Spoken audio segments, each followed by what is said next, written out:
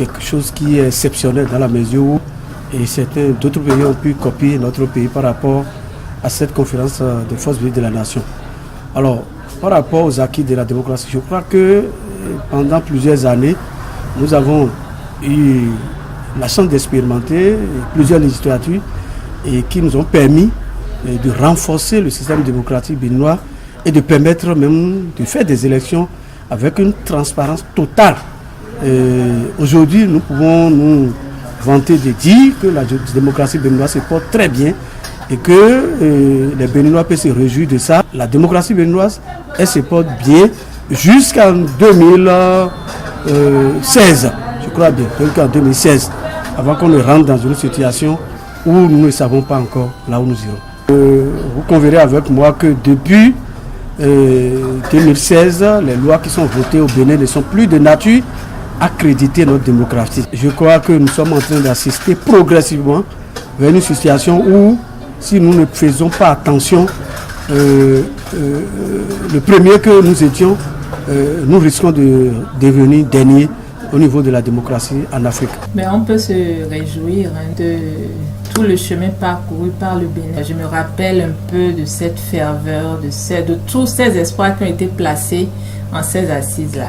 Et toute la crainte aussi, toute la frayeur que tout le peuple béninois ressentait quant à l'issue qui pourrait être celle de cette conférence nationale.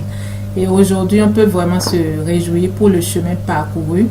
On peut dire déjà que du point de vue de la tradition démocratique, le Bénin est en train d'inscrire son nom en lettres d'or parmi les nations qui possèdent cette tradition-là.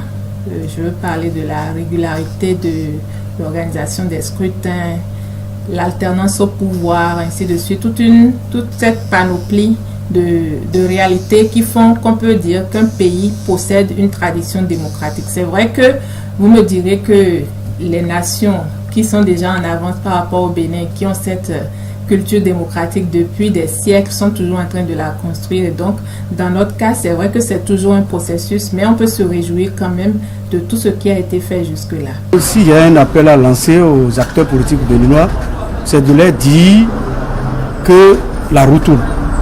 Et que ce n'est pas l'argent qu'ils auraient accumulé, les matériels qu'ils auraient accumulés dans leur vie, qui vont faire des hommes, des Béninois dignes du nom. Mais c'est la manière dont ils se sont comportés vis-à-vis des peuples béninois, c'est la manière dont ils ont marqué l'esprit des Béninois à travers des actes démocratiques, à travers des actes qui honorent le Bénin. C'est cela que nous, les gens, vont retrouver après.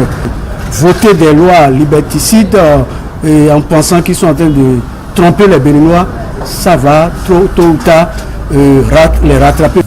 Évidemment, le message, c'est de souhaiter que tous les acquis démocratiques soient maintenus, qu'ils soient consolidés et que donc toutes les actions que les politiciens béninois auraient à poser aillent dans le sens du renforcement de la démocratie au Bénin.